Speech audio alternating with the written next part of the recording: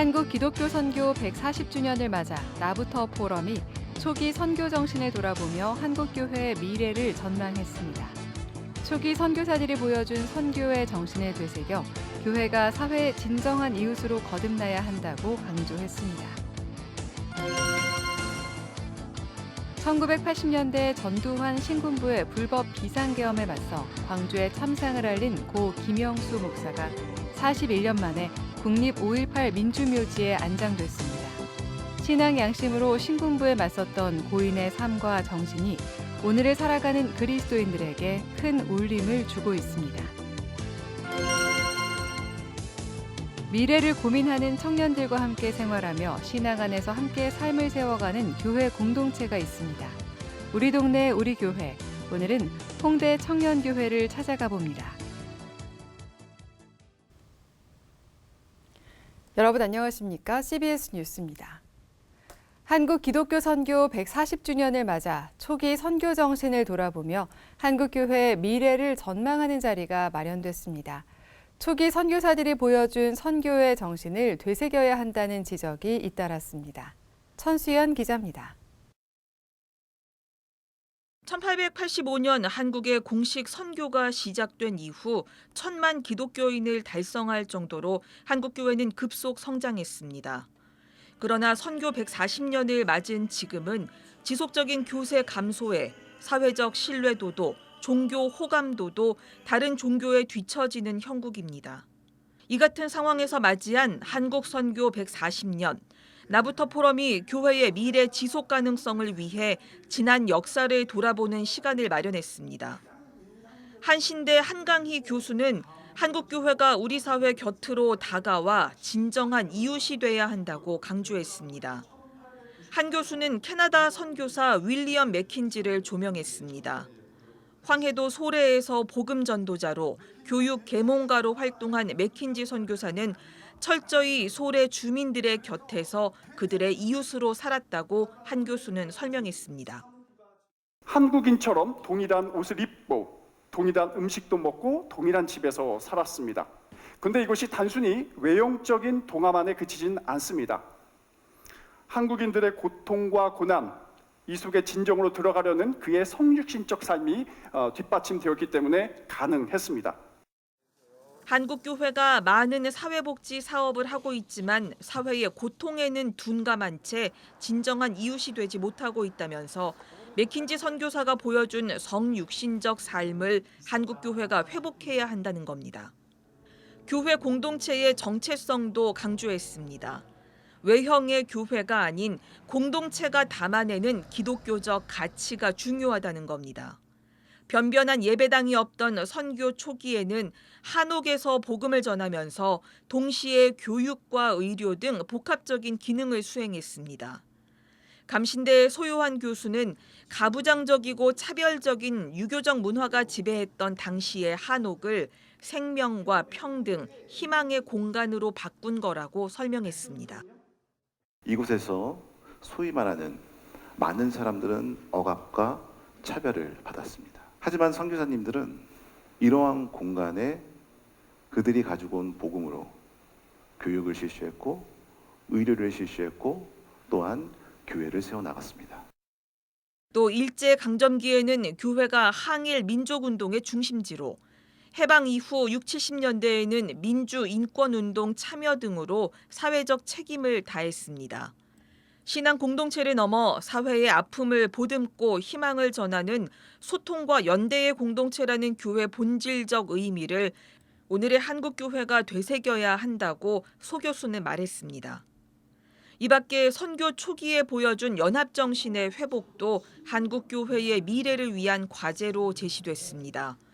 장신대 박경수 교수는 언더우드 선교사 등 초기 선교사들은 한국에 교파를 떠나 하나의 교회를 세우려 했다면서 분열을 거듭하며 갈등하는 한국교회의 모습을 반성했습니다. 예배의식이나 교회 정치나 신학은 다양할 수 있죠. 그러나 우리가 복음을 위해서는 장로교, 감리교라는 떼고가 될 수 있어야 합니다.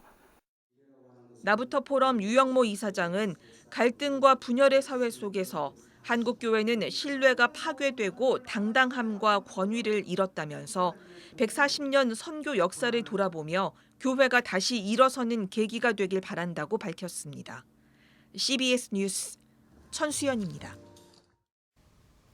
전두환 신군부의 불법 비상계엄에 맞서 광주에 참상을 알린 고 김영수 목사가 41년 만에 국립 5.18 민주묘지에 안장됐습니다. 신앙 양심으로 신군부에 맞섰던 고인의 삶과 정신이 오늘을 살아가는 그리스도인들에게 큰 울림을 주고 있습니다. 오요셉 기자입니다. 5.18 유공자 고 김영수 목사가 41년 만에 국립 5.18 민주묘지에 안장됐습니다. 김 목사는 광주 민중항쟁의 비극이 철저하게 감춰지고 왜곡되던 시기 광주의 참상을 용기 있게 알린 목회자였습니다. 김의기 열사의 동포에게 드리는 글을 목회하던 강화 지역 청년들에게 나누다가 계엄법 위반으로 끌려가 옥고를 치렀고 출소 후 수감 생활과 고문 후유증으로 급성 백혈병을 얻어 38살의 이른 나이에 세상을 떠났습니다. 광주의 진실을 알리고 광주의 비극에 함께 아파한 것입니다. 참 목회자다운 양심과 태도였습니다. 석방 후에도 하루도 마음 편할 날 없이 자기가 아무것도 할 수 없다는 자책과 무력감으로 몸부림쳤던 것이 병의 원인이었습니다. 안장예식 참석자들은 김영수 목사는 가난과 나눔을 예수의 길로 여기며 일생을 억압받는 이들을 위해 헌신한 분이었다며 민족의 아픈 역사 속에서 고난받는 종의 모습으로 살고자 했다고 회상했습니다. 김 목사는 감신대를 졸업한 뒤 파푸아뉴기니 선교사로 파송될 예정이었지만 전두환 군사 독재 정권의 불의에 맞서 학생운동과 야학, 민주화운동 등에 헌신했습니다. 평화시장 미성년 노동자를 위한 동대문교회 야학, 재건중학교 교감을 지냈으며 감신대 내 산업선교회를 조직해 피복공장 노동자들의 권리를 증진하는 사회선교에 깊이 참여했습니다. 그에게 하나님의 나라는 죽어서 가는 곳, 그곳이 아니라 그에 앞서 정치적, 사회적 의미로 고백되었습니다. 가난한 자, 병자로서의 삶을 살 수밖에 없는 사회적 현실에서 그들의 삶을 달리 만드는 것을 기적의 본뜻이라고 여겼습니다. 그의 기도는 세상과 맞서는 결단의 길이었습니다.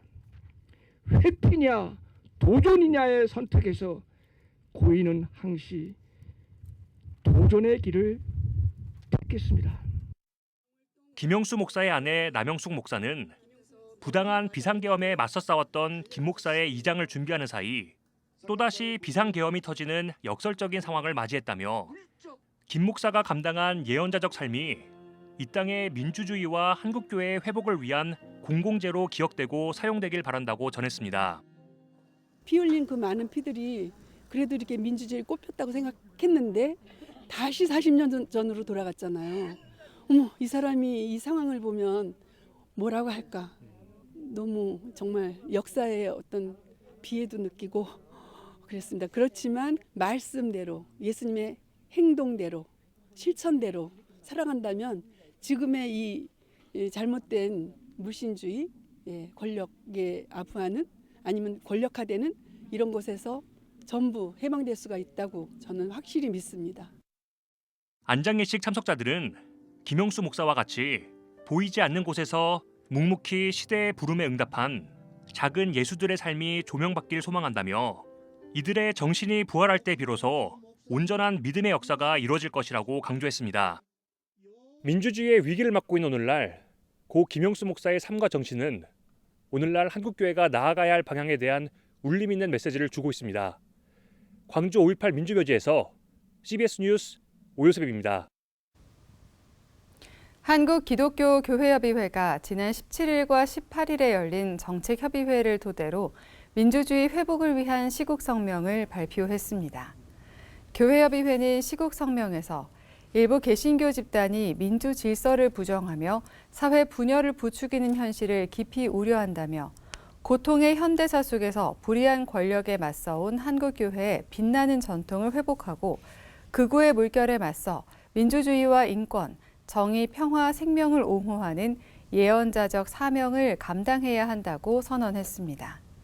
교회협의회는 아울러 1987년 시민민주항쟁의 소중한 열매 중 하나인 헌법재판소는 오직 민주 가치와 헌법에 따라 속히 탄핵 심판 결정을 내려야 한다고 촉구한 뒤 헌법재판소의 결정을 모든 정당, 언론, 시민사회, 종교계는 수용해야 한다고 강조했습니다.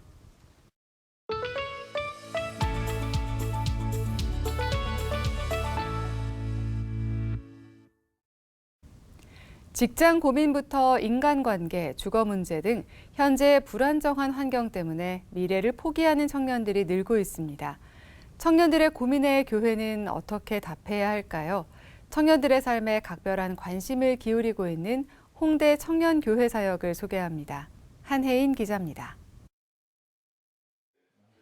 홍대 청년교회 남자 청년 4명이 함께 생활하는 쉐어하우스입니다. 더 나은 삶을 향해 나아가자는 의미를 담아 업하우스로 불립니다. 업하우스는 일이 풀리지 않아 방황하고 있던 청년, 고시원 월세를 내지 못해 쫓겨난 청년 등 이정재 목사가 청년들의 삶에 관심을 기울이면서 시작됐습니다.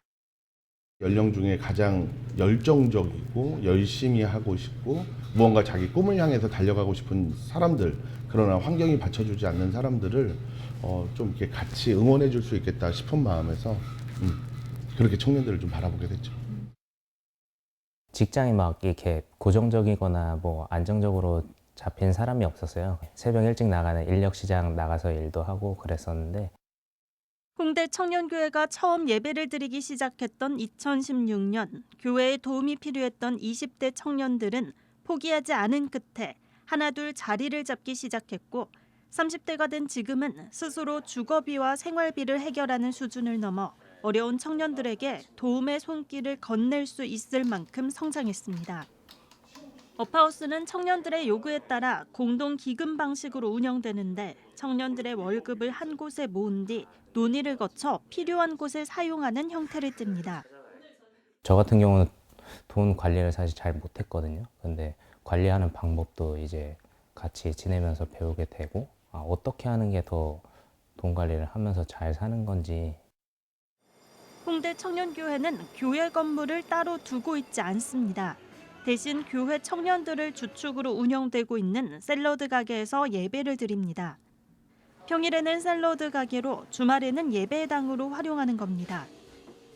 예배는 초기 기독교 공동체를 지향해 성도들이 한자리에 모여 식사하고 삶을 나누고 예배를 드리는 방식으로 진행됩니다.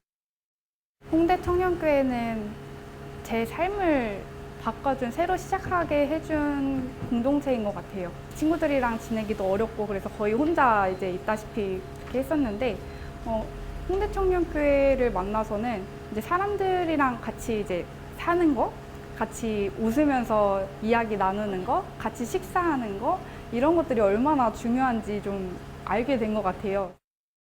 이정재 목사는 청년 홍대교회는 생활 공동체를 지향하지 않는다며, 교회는 청년들이 삶을 포기하지 않고 스스로 자립할 수 있도록 돕는 인큐베이팅의 역할만을 감당할 뿐이라고 말했습니다.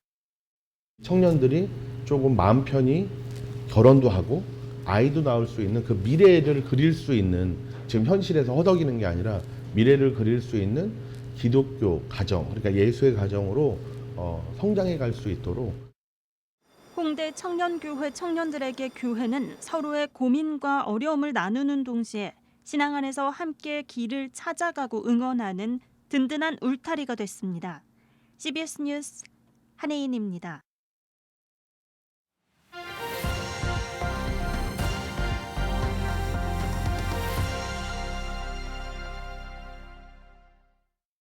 간추린 지역교계 소식입니다. 예장합동총회가 전국을 순회하며 진행하고 있는 2단 세미나가 대구에서 열렸습니다. 선교사가 시리아 난민 유소년들을 위해 설립한 조이풀 FC가 강원 지역 목회자들과 자선 축구 경기를 열었습니다. 예장합동 2단 사이비 피해 대책조사연구위원회가 영남 지역 세미나를 대구 성명교회에서 열었습니다. 참으로 교단과 또 교계가 많이 혼란을 갖고 있는 상황이어서 이런 것들을 좀 극복하기 위해서 저희들이 순회 세미나를 진행하고 있습니다. 이단 예방을 위한 교회의 핵심 과제를 주제로 열린 이번 세미나엔 대신대 이병일 교수와 한국기독교 이단 상담소협회 진용식 대표회장이 강사로 나섰습니다. 영남신학대학교가 김주선 신임이사장의 취임 예식을 가졌습니다. 김주선 이사장은 임기 동안 학교 발전을 위해 최선을 다하고 교수와 학생들을 성심껏 섬기겠다고 취임사를 전했습니다. 한편 영남신대 김주선 신임이사장은 취임식에서 학교 발전기금 5천만 원을 전달했습니다. 원주시 교역자연합회가 2025년 AI 활용 목회 세미나를 열었습니다. 저희 교역자연합회는 목사님들이 특별히 함께 모이실 수 있는 자리를 자꾸 만들려고 노력 중에 있습니다. 이번 세미나엔 김석금 뉴미디어 커뮤니케이션 대표가 강사로 나서 챗GPT의 목회 활용과 스마트폰 전도를 주제로 강의했습니다. 시리아 난민 유소년들을 대상으로 선교사가 세운 축구팀 조이풀 FC가 춘천을 방문해 지역 목회자들과 자선 축구 경기를 가졌습니다. 목사님들이 많은 관심을 가져주시고 또 아이들을 잘 대해주시는 것이 또 선교에도 굉장히 도움이 될 거라고 저는 생각을 갖고 있습니다. 조이풀 FC는 이번 방한 기간 동안 강원 FC 유소년 팀과 손 축구 아카데미 등 강원 지역 유소년 팀과 교류할 예정입니다. 이상으로 뉴스를 마칩니다. 시청해주신 여러분 고맙습니다.